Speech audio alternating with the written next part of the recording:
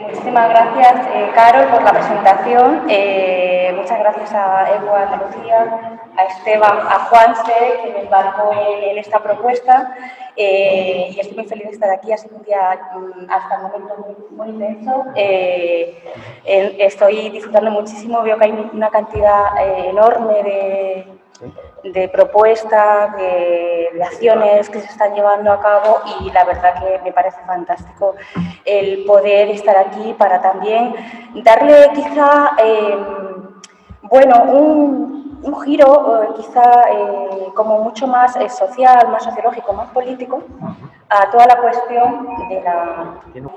Un segundo, hemos tenido un pequeño fallo de coordinación. Dile a Abraham que nos dé para compartir. Abraham, ¿puedes darnos para compartir un PowerPoint preparado? Gracias. Que había enviado una presentación pues para intentar hacerlo más ágil, y al final lo he entorpecido un poquito, disculpas. Bueno, quería plantear que bueno, mi mirada es un poco diferente. Antes comentaba en la anterior presentación que la economía estaba desnuda, ¿no? Digo, está desnuda y sin pudor, ¿no? Entonces ahora la idea también desde esta otra mirada que yo propongo, más social, más política del cuidado, pues quería de alguna manera sacarle los colores un poco más, ¿no? a ese economicismo, ¿no? que hay reinante.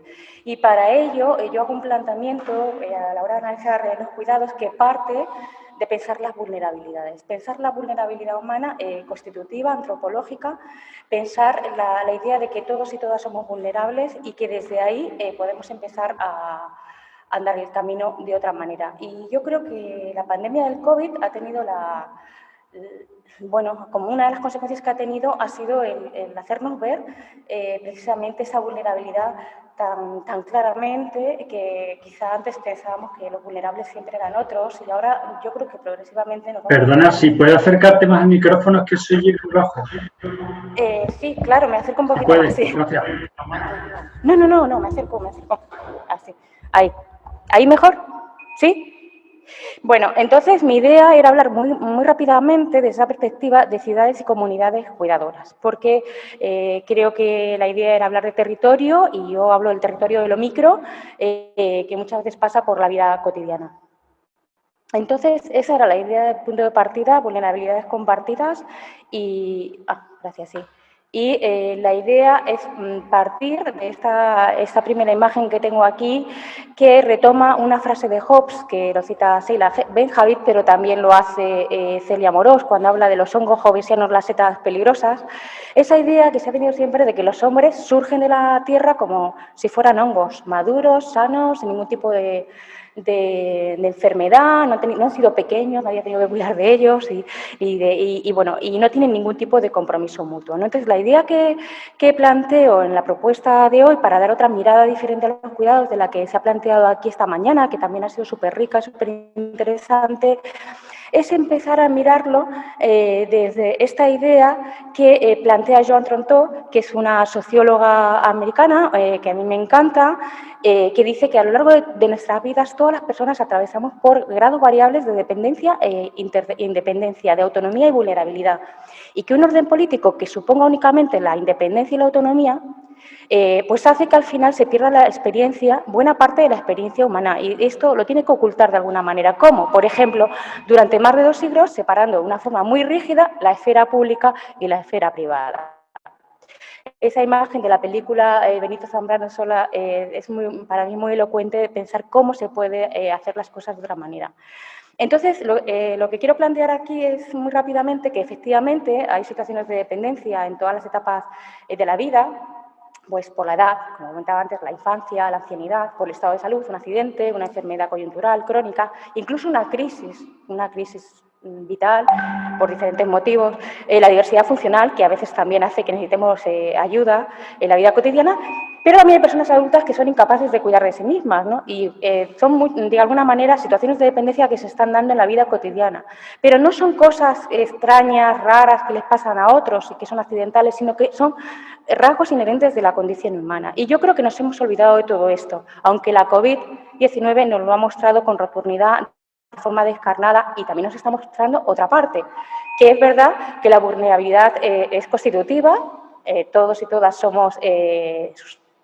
somos vulnerables, pero no todo el mundo es de la misma manera vulnerable, en tanto que, digamos, esa condición existencial también va acompañada de que hay grupos sociales en el mundo, y lo estamos viendo en el planeta, ahora mismo también, que tienen una vulnerabilidad por las condiciones materiales, económicas, de poder, de expolio, ¿no? Que muchas veces hacen que sean grupos especialmente vulnerables, ¿no? Y es una vulnerabilidad que se suma y multiplica, ¿no? Sí. Entonces, bueno, pues el otro eje con el que me quiero sumar, digamos, a la idea de hablar de la vulnerabilidad humana, es pensar que somos interdependientes. Hay un sociólogo que nos encanta, Norbert Elias, que hablaba de esto, que la interdependencia se va haciendo con las diferencias, se va haciendo con el contacto, con la relación, ¿no? Ahora esa relación que físicamente la tenemos prohibida y que la mantenemos como podemos, pues con la parte tecnológica. Y decían unas investigadoras francesas que la interdependencia es muy difícil de aceptar, porque eso significa, de alguna manera, que somos dependientes de los otros y de las otras en todos los ámbitos de nuestra existencia, incluso las cosas más singulares. Yo, como estoy en la academia, siempre hago la broma de que siempre nos creemos especialmente geniales y tal. Incluso esa genialidad es construida por todas las redes que soportan todo lo que estamos haciendo de forma más o menos brillante, ¿no? O cuando hacemos militancias y tal, siempre hay una red que sostiene que tengamos ese tiempo libre, porque hay mucha gente que es muy pobre de tiempo y para poder estar haciéndolo, ¿no? Entonces, de alguna manera, gran parte de lo que unos y unas brillan tiene mucho que ver con la parte que hay detrás de sostener todo ese brillo, ¿no? Y es esa interdependencia, nuestro genio personal, dicen ellas, ¿no? Pero claro, de alguna manera nos ha hecho creer esta modernidad ya que nos tiene tan aburridas en ese sentido, ¿no? Que somos autores de nosotros mismos, que somos propietarios de nuestras ideas y que somos artesanos de nuestra inmortalidad. Esta pintura que me encontré, este mural que me encontré en México DF el año pasado, en junio, decía soy porque somos, ¿no? Y es una idea muy bonita para trabajar, ¿no? Que somos porque somos puedo ser, ¿no? Y esa idea también de la interdependencia, que yo creo que nos ayuda a mirar también, junto con la mirada a la vulnerabilidad, los cuidados de otra manera. O sea, el giro que yo planteo es que en tanto que somos vulnerables, necesitamos cuidados, ¿no? Porque tenemos esa fragilidad, necesitamos cuidados, porque no somos hongos, no somos setas, necesitamos cuidados, ¿no? Entonces, si todos somos vulnerables, todos tenemos necesidad de cuidado, y entonces el problema que tiene el cuidado es que es muy relacional, y intervienen muchas cuestiones que tienen que ver con la responsabilidad y con lo emocional, que aunque sea indisociable, pero eso, por ejemplo, nos permite darnos cuenta porque hay grupos sociales que son los que siempre están cuidando y otros que solamente lo reciben y que además lo hacen con indiferencia porque lo dan por natural, ¿no? Y tiene que ver con todas estas cuestiones emocionales y de responsabilidad que hay detrás de esas emociones, que tienen que ver pues, con lo que claramente sabemos desde el feminismo, que tiene que ver con la construcción del género, ¿no? Pero que son las mujeres y son los grupos subalternos los que están generalmente cuidando, ¿no? Y los grupos más privilegiados los que están recibiendo ese cuidado, ¿no? Entonces, ¿qué problema tiene el cuidado? Y eso nos ha traído de cabeza a las feministas, a la academia, nos ha traído de cabeza cómo se visibiliza algo que para funcionar bien tiene que ser invisible. Porque el cuidado se ve cuando falla, cuando está ausente, cuando no se hace adecuadamente, cuando hay descuido, ¿no? Entonces, ¿qué pasa? Que el cuidado tiene un déficit crónico de reconocimiento ordinario, y eso es un tema con el que siempre tenemos que trabajar, ¿no? Que cuando todo funciona bien no se ve. Bueno, entonces ese, digamos, es un poco el panorama desde el que quiero plantear esta idea de entrar muy rápidamente, porque ya por eso voy un poco rápido, esa idea también de que el cuidado es un proceso social complejo que va más allá del concepto de trabajo, aunque hay muchísimo trabajo en el cuidado, y que es sobre todo trabajo, pero no solo. Joan Tronto, esta autora que os comentaba antes, plantea que es un proceso activo con 4 fases: preocuparse, es decir, atender, reconocer la necesidad que alguien tiene de cuidados, implica estar pendiente. Hay gente que no se entera de los cuidados que tiene, que necesita otro porque no está pendiente. Hay personas que están entrenadas desde muy chiquititas para estar pendientes, ¿no?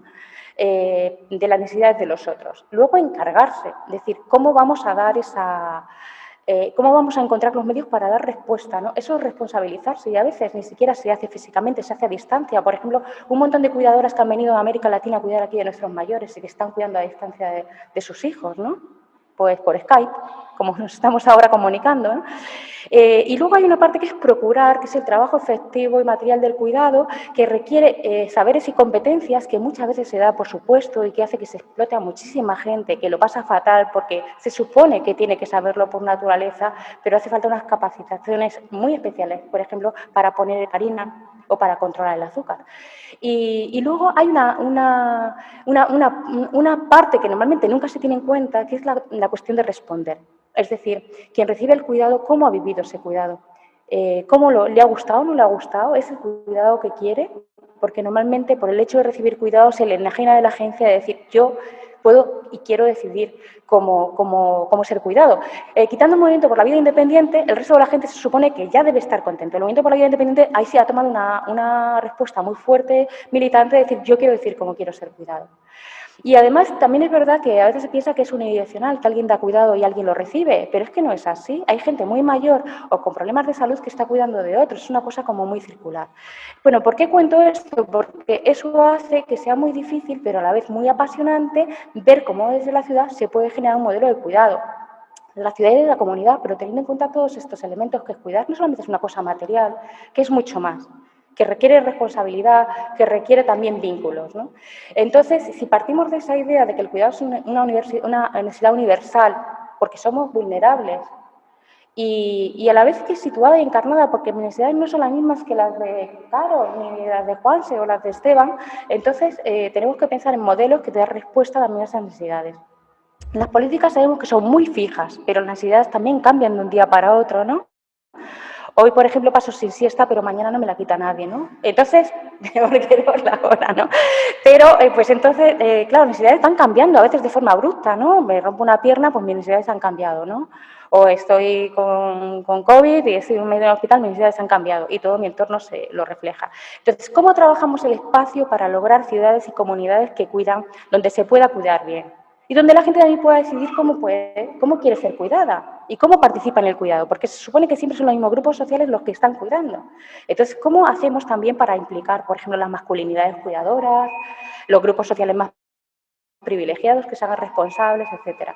Entonces, la propuesta que yo traigo aquí, a ver qué es la de soñar ciudades y comunidades que cuidan. Voy a traer solamente un par de ejemplos, que es lo que más he trabajado, que es una propuesta que me parece que es súper bonita, que es la historia de una escalera, que es una propuesta que viene de un movimiento colectivo, de gente que se da cuenta que en su barrio la gente vive cada uno en su casa totalmente perdido, sobre todo cuando vivimos en viviendas, pisos verticales, y entonces decía, qué absurdo que alguien que vive en Madrid en Lavapiés tiene que ir a Fuencarral o que tiene que ir a Vallecas a pedirle el taladro a un amigo, ¿no? Porque no se lo pide a un vecino, o regar las plantas, que tiene que cruzarse media ciudad para regar las plantas. Entonces, hizo esta propuesta desde Medialab del Prado, y entonces también decía, ¿no? En las ciudades somos muy pobres de tiempo, ¿no? Comentábamos, esta mañana se comentaba, ¿no? Que cada vez vamos a ser más urbanos. No sé si ahora con la COVID terminaremos volviendo a recuperar espacios rurales, pero la tendencia mundial es que cada vez la población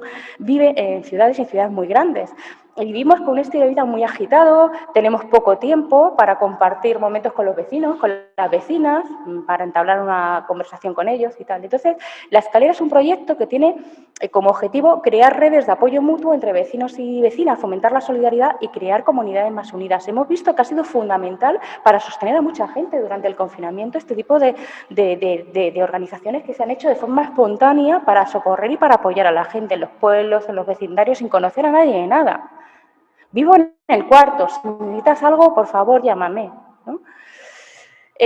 Bueno, la idea de este proyecto surge hace un par de años en un grupo de investigación, como decía, en el Medialab el Prado, y su ideóloga se llama Rosa Jiménez. Es muy sencillo, no cuesta nada, hay cosas que solamente requieren un poco de ingenio y de ganas. Es un pequeño kit, se pone un cartel en el portal, al lado de donde están los buzones de correos, y entonces ese kit se puede descargar e imprimir a través de la web del proyecto, y tiene 4 etiquetas, una pegatina en blanco, por si alguien quiere poner otra cosa, te invito a un café, te subo la compra, te riego las plantas, comparto wifi. Entonces esto pues ha funcionado muy bien en muchas comunidades y bueno, al final terminó entrando a formar parte de la otra experiencia que quiero comentar muy brevemente, que no quiero abusar del tiempo, que es la propuesta de Madrid Ciudad de los Cuidados. Esta idea de te cuido al gato, al perro, pues la gente ponía lo que quería, ¿no? Entonces es un proyecto que ha funcionado en muchas comunidades y ha sido como muy bonito. Los niños, las generaciones han estado ahí intercambiando, ¿no?, con el vecino que no salía porque no podía bajar las escaleras. Esto, por ejemplo, Lavapiés, que no, y aquí en muchos barrios también pasa en Almería, que no hay ascensor, pues claro, pues estas iniciativas son maravillosas, ¿no? Y finalmente creció tanto que de alguna manera se vinculó al proyecto que impulsó el gobierno de Manuela Carmena, que está más impulsado desde arriba, porque estas iniciativas se pueden hacer desde arriba, desde abajo, y que los políticos, las políticas tienen que estar ahí al tanto para detectarlas y apoyarlas para que no sean efímeras, porque a veces quizá también es la maravilla, ¿no?, la frescura que tiene la cosa espontánea, pero si es una cosa que funciona y funciona bien, pues hay que tener los apoyos para sostenerla en el tiempo, ¿no?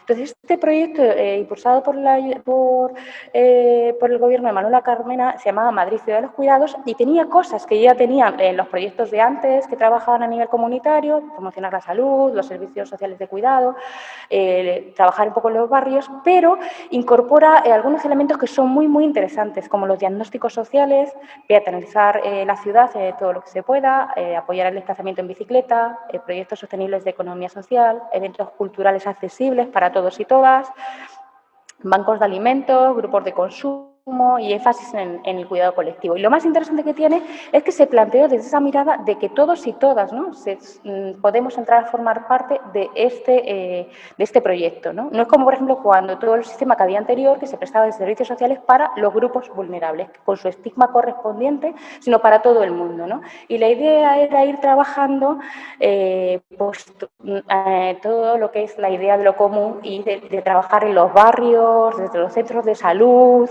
con todo lo que es el trabajo de salud comunitario y hacer un trabajo ahí potente que, como hemos visto, ha habido un cambio de gobierno y eso se quedó interrumpido y qué pena, porque con la que ha caído ahora probablemente de otra manera estaría Madrid, ¿no? Entonces, el trasfondo de estos objetivos políticos de nuevo cuño incluyen propuestas como la construcción de ciudades con entornos comunes que permitan potenciar las redes de cooperación, como planteaba Jan Jacobs. Es muy interesante, yo siempre digo, hay que reensamblar lo social, hay que recuperar las aceras, las calles, ¿no? Las calles son seguras y la gente las vive, ¿no? Y hagamos esa ciudad del día a día que de alguna manera se ha ido perdiendo por el hecho de que cada cual ya se queda en su casa encerrado o las viviendas que están con la seguridad, etcétera, etcétera. O acciones como las que planteaba Tam Stein, que es mejorar las condiciones de vida de los grupos con las vulnerabilidades particulares, repensar el nexo entre urbanismo, espacio, la igualdad o desigualdad de género y sacar los cuidados de su invisibilidad, hacerles ver, que salgan a la calle, que también estén ahí de alguna manera, que se conviertan en un asunto público. También en ese tránsito difuminar un poco la frontera entre privado y público. Por ejemplo, las experiencias de cuidado de viviendas colaborativas, de cohousing, están planteando esa idea de hacer espacios intermedios que de alguna manera rompan esa barrera entre público y privado, donde también el cuidado puede tener lugar. Como veis, yo creo que son propuestas muy interesantes, que como os digo, bueno, aquí lo dejo por si acaso queréis ver la presentación, donde se habla de la interdependencia, donde se habla de la vulnerabilidad, muchas de las cosas que antes estaba planteando, ¿no? ¿Qué desafíos, ya para cerrar, nos plantea estas propuestas, que son como un par de caramelitos para seguir pensando, para invitar a la reflexión? Pensar, uno de los desafíos que he sentado más o menos en tres. Pensar los cuidados desde la perspectiva de la vulnerabilidad humana y la interdependencia nos lleva a pensar en cuestiones sociales, políticas y también ontológicas. El cuidado crea lazos, hace ciudad, hace comunidad, pues se construye en la relación de interdependencia y también de poder que emerge en la práctica del cuidado. Nos aprendemos a ser humanos en sociedad, no somos setas, no somos hongos jovesianos, ¿no? El cuidado nos hace ser humanos, ¿no? Y si no, pensemos, por ejemplo, en los niños lobos y todos los niños que han crecido por ahí sin alguien que les socializara, ¿no? Sin alguien humano, me refiero. Se generan y reproducen muchas desigualdades en y por el cuidado. El cuidado ahora mismo es un vector de desigualdad. Hay quien cuida y hay quien no cuida. Hay quien cuida mucho y quien cuida poco. Hay grupos sociales que tienen menos poder, menos recursos y menos reconocimiento, donde casualmente se entrecruzan las variables de género, edad, lugar de origen, etnia, que son los que están garantizando el cuidado de la mayor parte de la población. Y otros ni siquiera lo ven. Son privilegiados o privilegiadas, que también las hay. Entonces, en ese sentido, habría que pensar en esa forma de dar visibilidad y reconocimiento a unas prácticas que requieren requieren de discreción para funcionar bien. Este de otro desafío, no sé qué le ha pasado. Bueno, sí, es lo que plantea Joan Tronto, no sé por qué se ha quedado pequeñito. Bueno, la idea es que tenemos que plantearnos la cuestión de que todo el mundo tiene derecho a sentarse. Lo debo tener por aquí, es que como se hace muy tarde, para no enrollarme mucho, lo tengo por aquí. Todo el mundo tiene el derecho a sentarse en una sociedad que sea verdaderamente democrática, en una sociedad del cuidado. Todo el mundo tiene derecho a sentarse en la mesa para decidir, todo el mundo tiene derecho a recibir cuidado adecuado durante toda su vida. Todo el mundo tiene derecho a participar en relaciones de cuidado que le den sentido a su vida. Todo el mundo tiene derecho a participar en el proceso público para juzgar cómo debería garantizar la sociedad esas dos premisas. Y eso se hace si tenemos una comunidad que está cuidando, si se integra en la vida cotidiana, si se convierte en una actividad base de la democracia, el cuidado. Como dice mucha gente, poner el cuidado en el centro, ¿no? La vida en el centro. Y el cuidado es fundamentalmente un asunto político, ese sería el tercer desafío. Y hay un trasfondo político común que se ha ido señalando todo el día de hoy entre el cuidado de las personas y el cuidado del entorno. El ecofeminismo crítico, Alicia Puleo, hemos visto Media Villa también esta mañana. También vincularlo, creo que es muy importante, que se ha hecho esta mañana, con los Objetivos de Desarrollo Sostenible. Y, bueno, plantear que incorporar los cuidados, la vulnerabilidad y la interdependencia en la planificación urbana y en la vida cotidiana de las ciudades, de las comunidades y de los pueblos son aspectos cruciales de la equidad y de la dignidad de la vida en todas sus formas. Y, bueno, esta es la foto que me encontré el año pasado también en julio en Lavapiés, que dice: somos lo que hacemos para cambiar lo que somos. Un poco para rizar el rizo. Y nada, muchas gracias, que me he alargado mucho. Muchísimas gracias, un placer. Muchas gracias.